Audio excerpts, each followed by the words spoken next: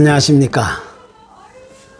오늘날 전 세계는 그 누구도 예상하지 못했던 코비드-19 팬데믹으로 인해 일상적인 수많은 일들이 바뀌어져 가고 있으며 또 이미 바뀌어진 게 사실입니다.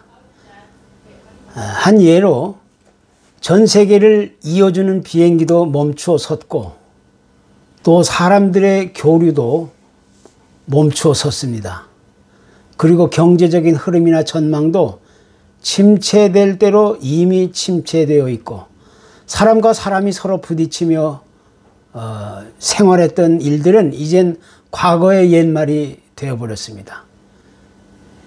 이 기업을 경영하는 CEO들도 한결같이 이 시대의 위기를 걱정하면서 전전긍긍하고 있고 직장을 다니는 이 회사원들도 자신들이 이제 앞으로 어떻게 될지 몰라 잠을 이루기가 쉽지 않다는 것입니다. 그러니까 코비드-19 팬데믹 현상은 이제 전 세계의 기존 질서와 흐름을 완전히 뒤집어 놓은 큰 역사적인 사건이라고 이야기할 수 있게 되는 것입니다. 그러나 이러한 역사적인 위기의 사건은 오히려 더 큰 도약과 발전의 기회가 될 수 있다는 사실을 우리가 생각해 보게 됩니다. 한 경영연구소가 실패의 사례들을 전부 모아서 연구하고 또 성공 요인을 분석해 본 결과 위기란 것은 위험과 기회가 함께 공존하고 있는 것이다. 이런 사실을 발견하게 되었습니다. 이 미국의 코카콜라는 이제 단순한 음료를 넘어 미국 문화의 대명사로 널리 알려져 있습니다. 전 세계 200여 개 국가에서 매일 20억 병 이상의 음료가 팔리면서 세계적인 음료가 된 것이죠. 그런데 이번에 코비드-19 팬데믹으로 인해서 최근에 25년 만에 가장 부진한 그런 실적을 내게 되었습니다. 그래서 사람들은 이제 가장 미국적인 기업인 코카콜라마저 흔들린다 이런 이야기를 하게 됐습니다. 그런데 이 최악의 사건 속에서 코카콜라의 제임스 퀸스 회장은 이제 이 최악의 사건은 이미 지나갔다. 그러나 이런 최악의 위기를 우리는 도약과 발전의 기회로 삼아야 된다. 이렇게 강조하게 된 것입니다. 미국의 브라이언 체스키라는 사람이 있습니다. 이 사람이 샌프란시스코에 있는 친구 집을 방문하게 되었는데 마침 그때 그 인근에서 전시회가 있었는데 호텔의 방들이 그 전부 동인하는 그런 일을 경험하게 되었습니다. 그 일로 인해 그는 거실에 에어베드를 깔아놓고 아침밥을 제공하는 이 숙박 서비스를 그런 사업을 하게 되었습니다. 그런데 그 사업을 하자마자 일주일 만에 한 달 월세가 벌리는 아주 그냥 큰 대박을 치게 되었습니다. 그래서 본격적인 사업을 시작하게 되었는데 그렇게 시작된 숙박 서비스가 바로 에어비앤비라는 사업체가 된 것입니다. 또 2009년 미국의 그 기업가 트래버스 칼라닉이라는 분이 운송 네트워크 서비스 우버를 만들어서 작은 기업을 이제 하고 있었는데 때마침 스마트폰과 그 어플리케이션의 발달에 힘입어 세계적인 그런 우버 회사로 변신하게 된 것입니다.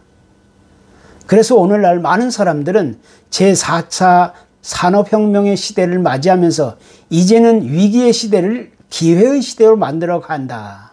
이렇게 목소리를 내고 있는 것입니다. 그렇기 때문에 이제 전 세계 모든 각 분야에 종사하고 있는 사람들은 뉴 노멀 시대를 맞이하면서 각자가 새로운 각오와 결단과 선택으로 위기를 넘어 기회를 준비하고 기대해야 된다는 그런 목소리에 귀를 기울이고 적극 호응하고 있는 것입니다. 그런데 이것은 교회에 있어서도 결코 예외일 수 없습니다. 많은 전문가들은 오늘날 이 코비드-19 팬데믹 이후에 교회는 점차적으로 1년의 쇠퇴기를 맞이하게 될 것이다, 이런 불길한 예측을 하는 사람도 있습니다. 하지만 다시 생각해 본다면 오늘날 같은 이 세상의 영적인 혼란과 암흑의 시대는 그만큼 우리에게 이미 약속된 구원의 완성의 역사가 더 가까이 다가오고 있다는 사실을 분명히 암시해주고 있는 것입니다. 그래서 우리는 이럴 때일수록 정신을 차리고 깨어 일어나 새로운 영적인 부흥과 회복의 기회를 기대하며 준비할 수 있어야 되는 것입니다. 이것이 곧 이 시대의 위기를 넘어 기회로 가는 첫 발걸음이 되는 것입니다. 구약의 이스라엘 민족은 BC 586년에 나라가 완전히 망하게 되었고, 이 바벨론이라는 강대국에 포로되어 잡혀가서 거기서 70년이라는 아주 긴 세월 동안 비참한 삶을 살아야만 했습니다. 그 이유는 하나님의 거듭된 경고에도 불구하고 그들은 계속해서 하나님을 등지고 하나님께 돌아오지 않은 그런 결과였습니다. 그들은 이제 낯선 외국 땅에서 그 어떤 작은 희망이나 기대마저도 가질 수 없는 아주 최악의 상황 속에서 절망적인 삶을 이어가야만 했던 것입니다.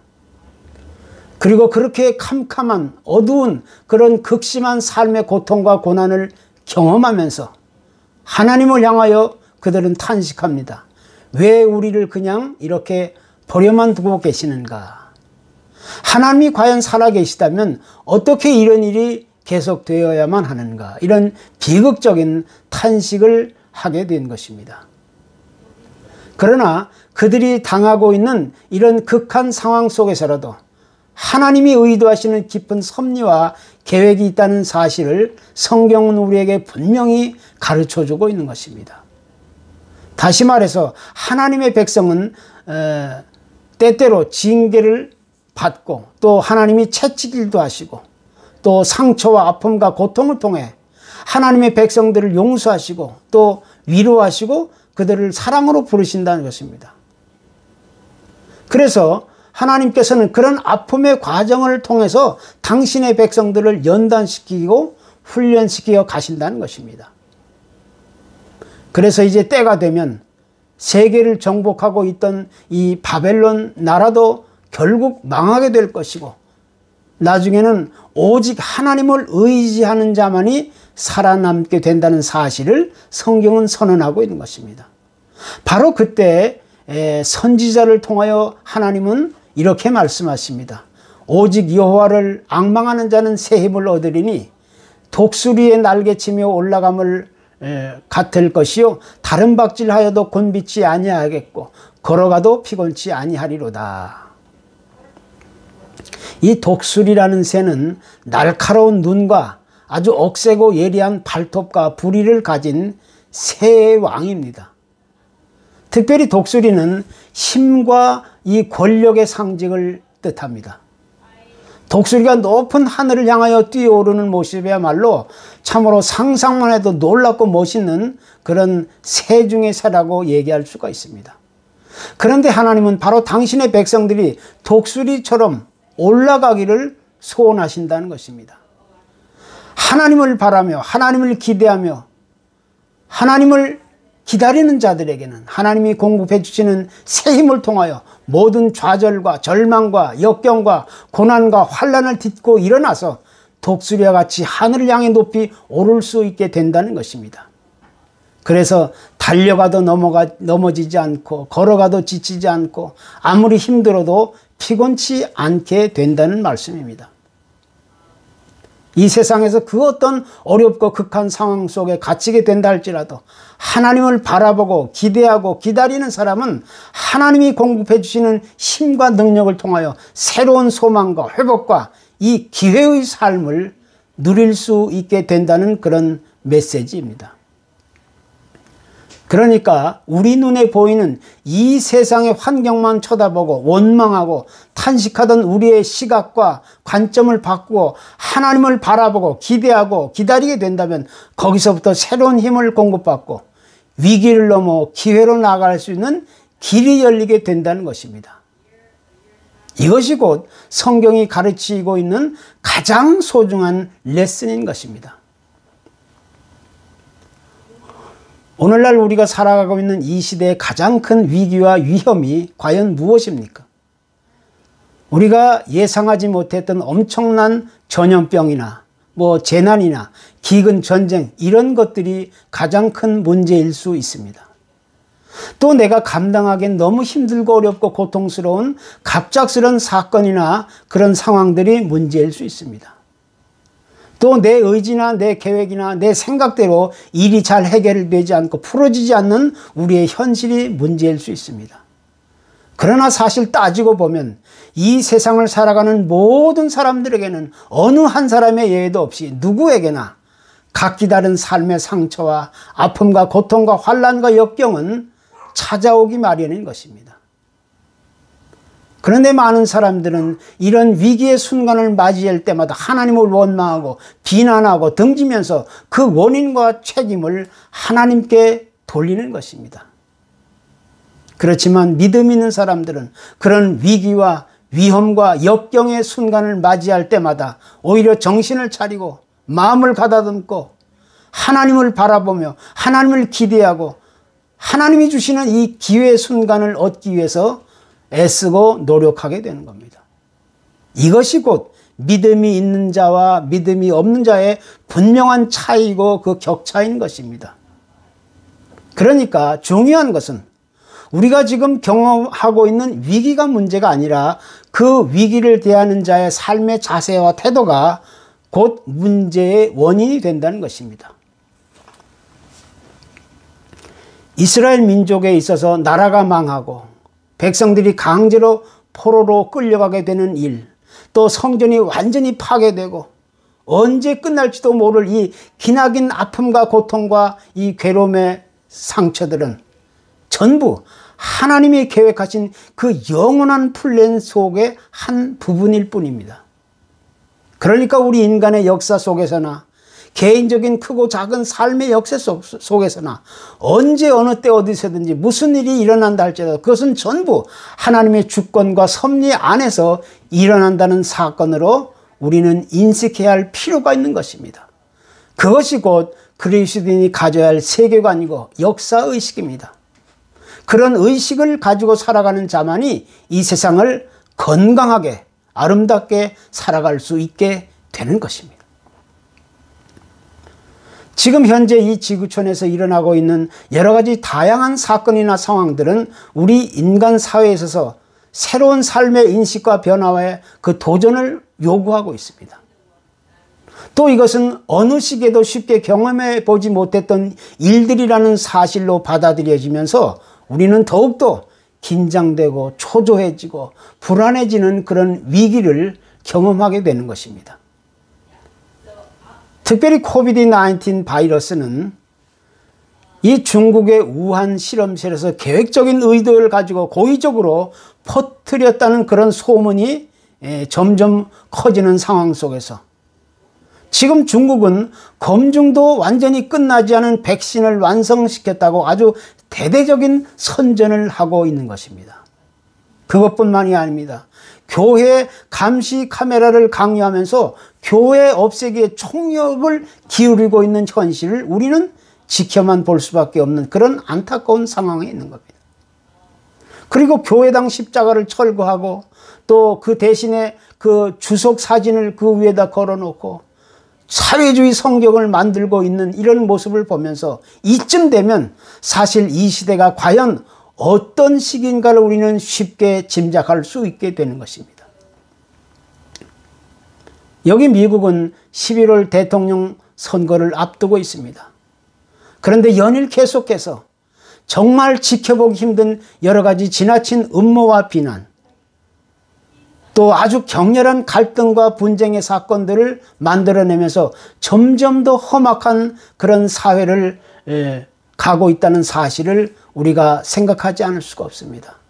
모든 사람들은, 이 사회는 전부 양쪽으로 갈라져서 그 누구도 말릴 수 없는 이 끝없는 분열과 극한 대립의 상황은 계속해서 이어질 것이라는 사실을 생각할 때 우리는 이 시대의 이 위기의 상황을 가슴 아픈 현상이라고 생각하지 않을 수가 없는 겁니다.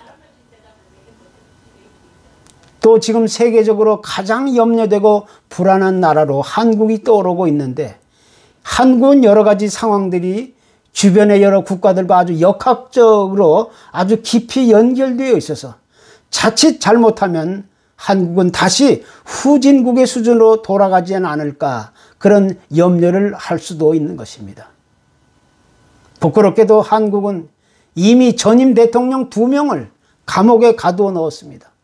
그리고 수많은 전직 고위 관료들과 공무원들도 이미 자유를 박탈당한 지 오래됐습니다. 참으로 안타깝고 비참한 나라의 모습을 우리가 생각해 보게 됩니다. 이 사회주의를 주장하는 자들이 권력을 잡으면서 이 사회는 점점 더 어둡고 캄캄한 흑암의 나라로 빠져들어가고 있는 상황을 지금 맞이하고 있는 것입니다. 이런 가운데서 이 코비드-19는 그들에게 절호의 찬스가 되고 있는 겁니다. 어떤 나이 많은 목사님이 이제 정기 건강검진을 받으러 병원에 갔는데, 그 검진을 받기 전에 환자에게 대한 설문지를 작성하는 문항 가운데 이런 질문이 있었답니다. 근래에 광화문에 간 적이 있습니까? 이게 말이나 되는 예입니까? 이게 건강검진과 무슨 관계가 있는 질문입니까? 온 국민과 세계를 깜짝 놀라게 했던 이 K-방역이라 하는 것, 사실 이것은 비과학적인 것에 불과할 뿐입니다. 아시아 국가 중에서는 한국보다 인구가 많은 그 베트남 나라가 있는데, 이 9,700만 명의 베트남 사람들은 아직까지도 기적처럼 코비드-19으로 인해 사망자가 한 명도 나오지 않았다는 것입니다. 또 대부분의 국가들은 이제 이 코비드-19 종식을 서두르고 있는 가운데 유독 한국은 너무 과장되고 거짓된 정보를 가지고 국민들을 공포로 몰아넣는 그런 사실을 조장하고 있는 겁니다. 사실 따지고 보면 독감으로 인한 사망자가 1년에 5,000명 수준이고, 폐렴으로 인해서 죽는 사람이 1년에 2,300만 명, 23,000명, 그 정도 수준인데, 이 코비드-19 사망자는 기껏해야 여태까지 340명 밖에는 안 되는 것입니다. 그런데 이 정부와 권력은 모든 수단과 방법을 동원하여 국가 명령 체제로 이 사람들을 길들이기를 시도하고 있는 겁니다. 이런 가운데 교회도 강제적으로 길들이기를 시도하면서 교회 모든 모임을 강제로 금지시키고 있는 그런 상황에 놓여 있습니다. 모든 민주국가에 있어서 국민을 통치하는 그런 힘보다는 법적인 체제를 우선시하는 것이 아주 당연한 이치입니다. 그런데 지금 한국은 거꾸로 가고 있는 상황에 놓여 있습니다. 완전히 미개한 나라, 이 동물의 나라로 가지 않는가 하는 걱정과 우려를 우리는 지울 수가 없는 것입니다. 그렇기 때문에 우리는 이런 위기의 시대를 직접 몸으로 경험하고 피부로 느끼면서 새로운 각오와 결단과 이런 선택을 신중하게 하지 않을 수 없는 것입니다. 구약의 아모스 선지자가 그 당시의 타락한 사회와 이 종교적인 부패를 고발하면서 하나님의 말씀으로 경고했던 것 같이, 이제 우리는 이 하나님의 말씀에 귀를 기울이고 인내하면서 하나님께 대한 신뢰와 소망을 쌓아가야만 하는 것입니다. 그것이 하나님을 앙망하는 자의 모습입니다. 그것만이 우리가 이 위기의 시대를 뛰어넘어 아름다운 기회로 가는 유일한 대안이 될 수 있는 것입니다. 위기를 넘어 기회로 가는 것, 이것은 그 누구나 부인하거나 거부할 수 없는 절대적인 그리스도인의 사명이고 책임이 되는 것입니다. 아무쪼록 우리 모두 위기를 넘어 기회로 가는 그런 아름다운 복된 삶을 이룰 수 있기를 축복합니다. 감사합니다.